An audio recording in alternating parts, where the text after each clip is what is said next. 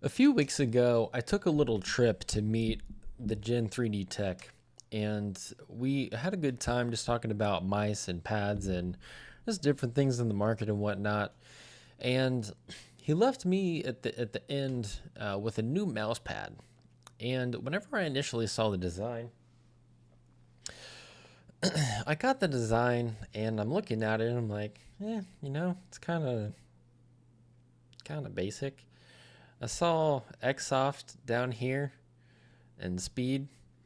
And I asked, I was like, "Hey, what kind of base is it?" And he's like, "Oh, it's an alpha cell base." And I was just thinking, you know, the design's kind of basic.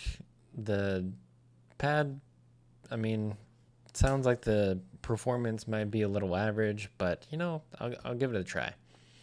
And you know that old saying, "Don't judge a book by its cover." That was this. I was definitely wrong. If you see my review of the Bruce Lee ES2, the Kurosen Ninja, or the Pure Track P51 Samurai edition, I've mentioned several times that for many reviewers and consumers, we've found issues in the overall quality of the alpha cell material, causing inconsistency issues over time. And when it comes to alpha cell, after testing several pads, I think the main issue is the thickness of the base.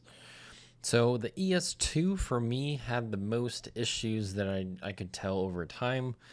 Um, Initially, whenever I was going through and using it, not saying that there was any issues with the base itself, but at least using the ES2 compared to even something like this, because of how thin the base was in comparison to the Firestarter that has a 3.8 millimeter base, like a control pad with an extra soft base, I don't feel or have as many consistency issues or just performance issues in general when I'm using something like this compared to something like the ES2.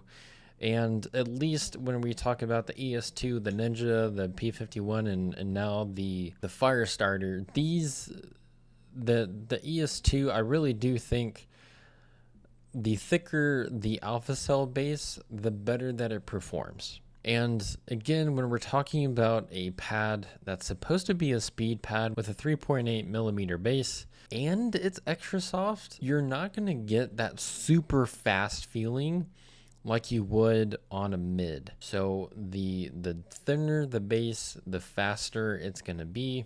So given that this is a speed pad but also extra soft, it's supposed to give you that speed feeling, but because it's an extra soft base, is going to provide a lot of control whenever you push into the pad compared to any other pad that's even an alpha cell base, honestly. Because I mean, if you're thinking of the Ninja, that is a speed pad. When you think of the P51 Samurai Edition, it's kind of like a little bit of a faster hybrid. And this honestly kind of falls in the middle. So if you think of the Ninja on the far right, is like this is a speed pad, and the P51 in the middle, this to me falls in the middle between the two. So it still has a decent amount of speed. It's not a full speed pad. It does kind of fall in between a hybrid and a speed pad, but it does have a lot of speed, and also because it has an extra soft base, provides a lot of control. So I've really been enjoying this pad, and I mean, like I said, it's not a complete speed pad, but that really brings us to the surface of the pad. And the surface is very smooth, it's very soft. It doesn't have any texture, hardly any texture at all. It's very, very smooth. And again, because of the material they used for the surface on top of the thicker base, it provides a decent amount of speed, but it's extra soft. So again, it provides a lot of control. And I think this pad was built closer towards a tack shooter, but it's also been one of my best performing pads on Apex as well.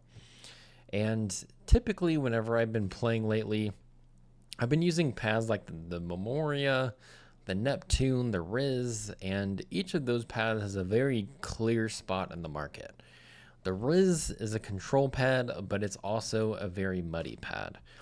The Memoria is a control pad, but it's not a mud pad whatsoever.